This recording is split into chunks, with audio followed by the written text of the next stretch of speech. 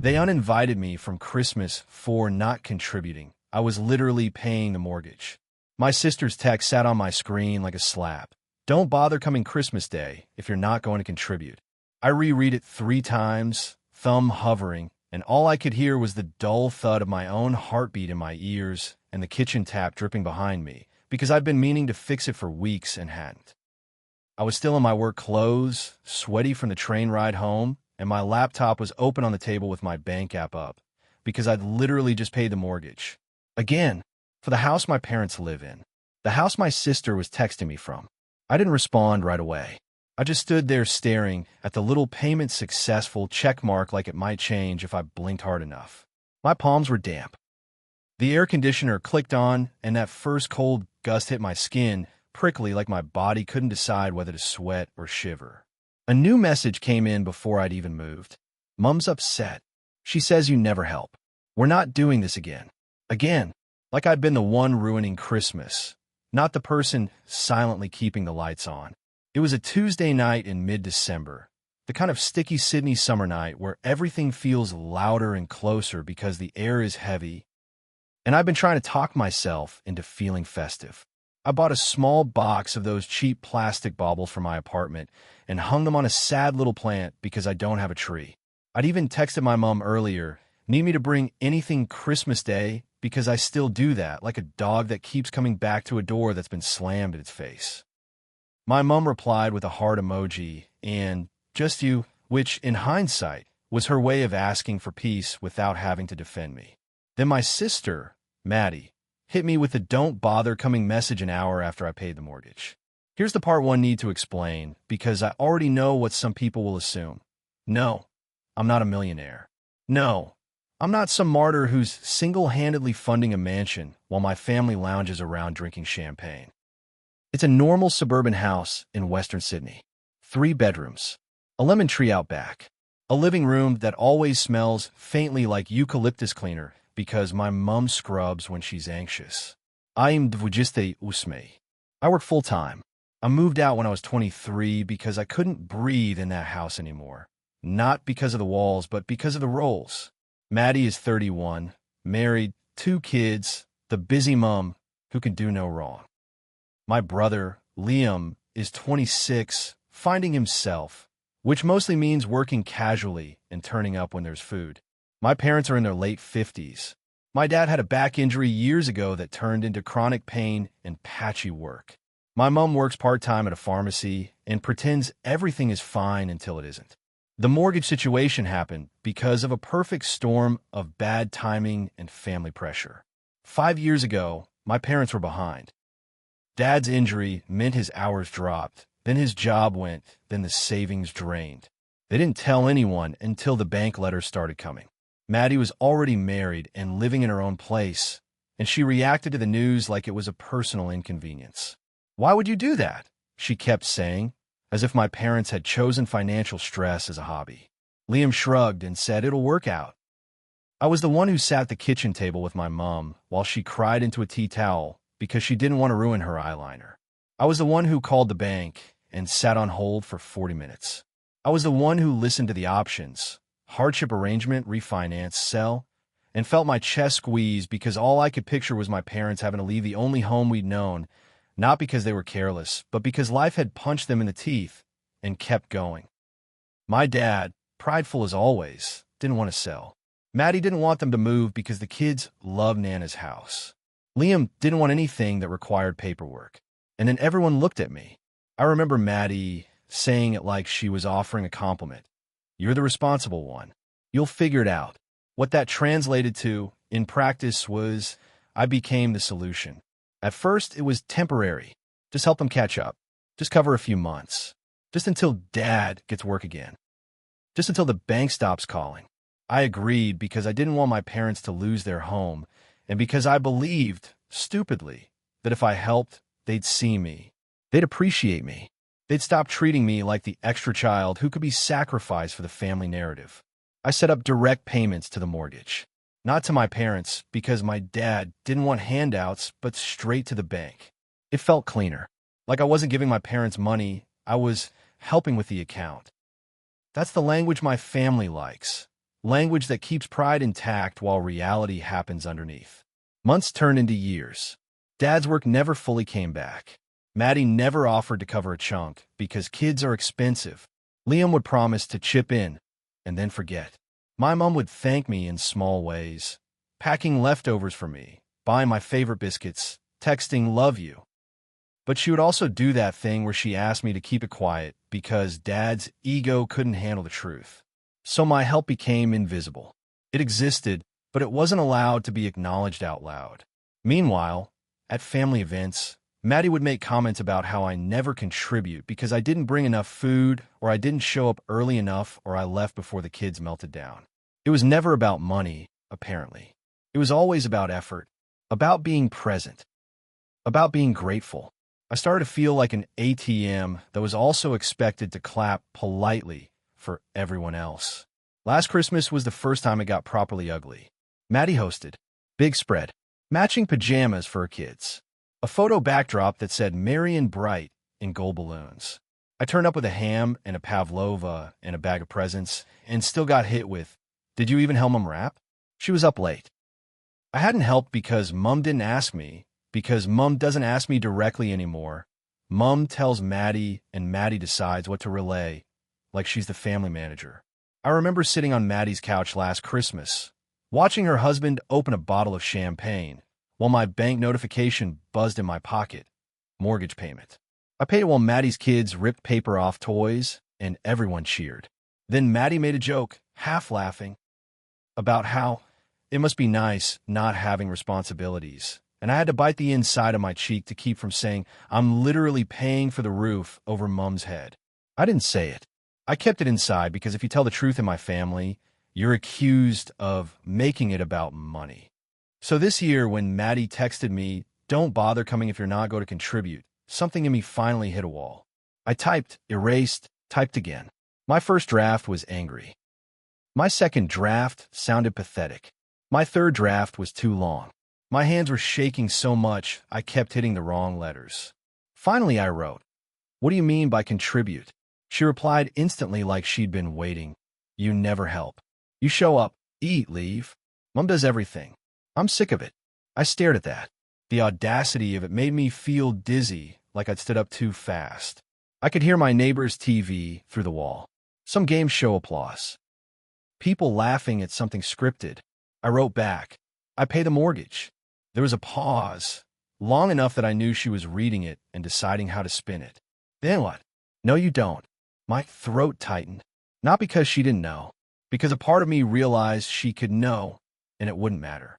She liked the version of reality where I was lazy and selfish because it made her the hero daughter. I sent her a screenshot, just the payment confirmation, date, amount, recipient, the bank. She didn't respond for 2 minutes, which felt like an hour. Then, "Why would you send me that? That's between you and Dad. Between me and Dad. The man who pretends it isn't happening while benefiting from it. The man who'd rather let his daughter be insulted than admit he needs help." I replied, "You told me I don't contribute. Ido." Then she hit me with, "So you think paying something means you don't have to show up? Mom wants family, not money." I actually laughed out loud, alone in my kitchen, because it was so perfectly Maddie. Move the goalposts. Twist the point. Make me the villain for daring to bring facts into an emotional manipulation contest. That's what my mom called. Her voice was already shaky. "Sweetheart," she began, and I could hear the TV in the background at their house, the same channel Dad always has on too loud. "Maddie said you're upset." "Mom," I said, carefully, "did Maddie tell you she uninvited me?" Silence. Then a sigh. "She didn't mean it like that. She literally said don't come," I said, "because I don't contribute." My mom's voice tightened. "It's just, Christmas is stressful. And the mortgage isn't?" I asked, and I hated the way my voice wobbled on that sentence, like it betrayed how much I wanted her to protect me. My mom whispered, "Dad doesn't like you talking about that." There it was. The real boss of the household. Dad's feelings. Dad's pride. Dad's comfort. Always. I swallowed. "Mom," I said, "I've been paying it for years." "I know," she said, and her voice cracked. "And I'm grateful." Then why are you letting Maddie talk to me like I'm freeloading? I asked. My mom didn't answer. She just did that small, defeated silence that means she wants everything to stop without anyone changing. I could have pushed harder. I could have demanded an apology. I could have made it a line in the sand right then. Instead, I said, I'm not coming on Christmas Day. My mom made a distressed sound.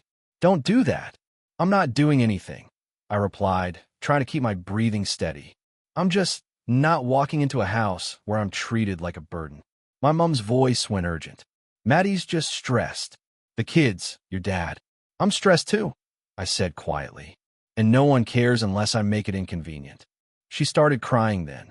Softly. Please, she whispered. It's Christmas. I closed my eyes. My forehead pressed against the cool kitchen cabinet. Mom, I said I love you, but I'm done being the person who keeps everything afloat while everyone pretends I'm not even lifting. I hung up after that, hands shaking, and immediately felt guilty because guilt is the family currency we trade in instead of accountability. The next day, my dad called. He never calls me unless something is wrong or he wants something. He doesn't do emotional check-ins. He does control in crisis. What's this I hear about you not coming? He asked, voice stern like I'd broken a rule. I kept my voice even. Maddie told me not to. My dad scoffed. Don't be ridiculous. I'm not being ridiculous, I said. She said I don't contribute. Again. Why are you stirring? He snapped. That word, stirring, made my stomach twist. Like I was making trouble by refusing to accept disrespect. I'm not stirring, I said. I am reacting. My dad sighed loudly. You know your sister. She gets stressed. And you know me, I said, and I surprised myself with how calm it sounded. I pay your mortgage. He went quiet. Then he said, low, warning, don't talk about that. Why? I asked. Because it embarrasses you? Because it makes Maddie look bad? Because it ruins the story where you're the provider and I'm the selfish daughter? My dad's voice rose. Watch your mouth. I felt my hands go cold. No, I said. You watch yours. You let her call me a freeloader while I'm paying the bank every month. You let Mom cry and beg me to keep quiet. And you still want to control me. My dad's breathing sounded heavy through the phone, like a kettle about to boil. So what? He snapped. You think because you pay, you own us? You own this house. There it was. The fear underneath. That acknowledging my help means acknowledging I have power. That he's not in charge. I said, I don't want to own you. I want basic respect. He barked a bitter laugh. Respect, he repeated, mocking. Yes, I said. And if I can't get it, I'm not paying anymore. The silence after that was so sharp, I could hear the faint buzz of the phone line and my own breath. My heart was pounding like I just sprinted. My dad finally said, slowly, you wouldn't. I would, I said. I'm not threatening. I'm telling you what happens when you treat me like this. He muttered, you're selfish. I laughed, but it sounded more like a choke. Okay, I said. Tell that to the bank. Then I hung up, and I sat on my kitchen floor and cried. Ugly, hot tears, because even when you're right, standing up to your parents feels like stepping off a cliff. I didn't stop paying immediately. That's the thing people don't understand about family leverage. It's not clean. It's not satisfying. It's messy and hurts. Because my parents losing the house would also hurt my mom, and I love her. And because the part of me that's been trained to fix everything started panicking about what would happen if I didn't. So I did something that felt both horrible and necessary. I called the bank and asked what my name was on. I wasn't on the title. I wasn't a borrower.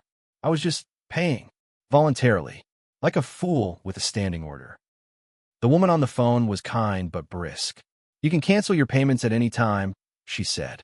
I stared at my laptop. Cancel at any time. Just like that. Years of sacrifice reduced to a button. That night, Maddie sent a long message in the family group chat. Not to me directly. To everyone. Just so everyone knows. Mara has decided she's too good for family Christmas. Mom's devastated. It's always about money with her. Always about money with me. The person who never brought up money until someone weaponized contributing. Liam replied with a sad face emoji. That was his contribution. My aunt chimed in with, life's too short to fight, girl's red heart, which is another way of saying, please keep swallowing it so we can have a nice day. My mom wrote, please stop. I just want us together. And my dad wrote, Mara, stop being dramatic. I stared at the messages until the words blurred. My throat felt tight. My jaw hurt from clenching. I typed a response, deleted it, typed again. Then I sent one message. I pay the mortgage. I've paid it for years. I've never been thanked publicly, but I'm insulted publicly. I'm not coming Christmas Day. I'll talk to Mom privately. Please don't message me about this. Immediately, Maddie replied, wow, so you're holding it over us. Classy. And that's when I knew, no matter what I did, I was the villain in her story. If I stayed quiet, I was lazy. If I spoke, I was manipulative. If I helped, it didn't count. If I stopped helping, I was evil. So I stopped trying to win. 2 days before Christmas, I went to my parents' house when I knew Maddie would be at work. I brought groceries because I'm not heartless. I walked in, and my mom looked like she'd age a year in a week. Her eyes were swollen. Her hands trembled when she held her teacup. I hate this, she whispered like confessing. I know, I said, and my voice went soft because my anger wasn't for her. Not really. My dad sat in his chair, arms crossed, refusing to meet my eyes. The TV was on, loud enough to be a barrier. I pulled out a folder. Not dramatic. Just papers. Bank statements. Payment confirmations. Dates. Totals. I'd added it up the night before, and it made me feel sick. Tens of thousands. My dad's eyes flicked to the papers like they offended him. I'm not doing this to shame you, I said, keeping my voice steady. I'm doing this because Maddie keeps saying I don't contribute. And you let her. My mom started crying immediately. I never wanted. I know, I said, and I reached for her hand. But you're letting it happen. My dad finally spoke, voice low. So what do you want? That question, what do you want, like I was negotiating a ransom, made something in me go cold. I want you to tell Maddie to stop, I said. And I want you to acknowledge, out loud, that I've been paying the mortgage. Or I stopped paying. My dad's jaw tightened. I'm not going to humiliate myself. It's not humiliation to tell the truth, I said. It's accountability. He scoffed. You love this, don't you? Being the hero. I felt my eyes burn, but I didn't let my voice shake. No, I said. I hate it. I hate that you'd rather call me selfish than admit you needed help. My mom squeezed my hand like she was holding on. My dad stared at the TV like it could save him. Then, finally, he said, gruffly, fine, I'll talk to her. I didn't trust him, but it was something. I left after that and went home to my little apartment. On Christmas Eve, my phone buzzed nonstop. Maddie posting family prep photos, Liam asking, you coming tomorrow or nah? My aunt sending a thinking of you gif like we were in a soap opera. I didn't answer. Christmas morning, I woke up to sunlight pouring through my blinds and the sound of my neighbor's kids screaming happily in the hallway. My chest hurt in that dull way grief hurts when it's quiet. I made coffee. I sat on my balcony in a singlet, sweating, watching a magpie hop along the fence like it had nowhere to be. Then my phone rang. Dad. I stared at it until it stopped. It rang again. I answered on the third ring. What? His voice was strained. Your mother's crying. I stared out at the bright blue sky, jaw tight. Okay. She wants you here, he said. Did Maddie apologize? I asked. Silence. Dad, I said softly, did Maddie apologize? He exhaled sharply.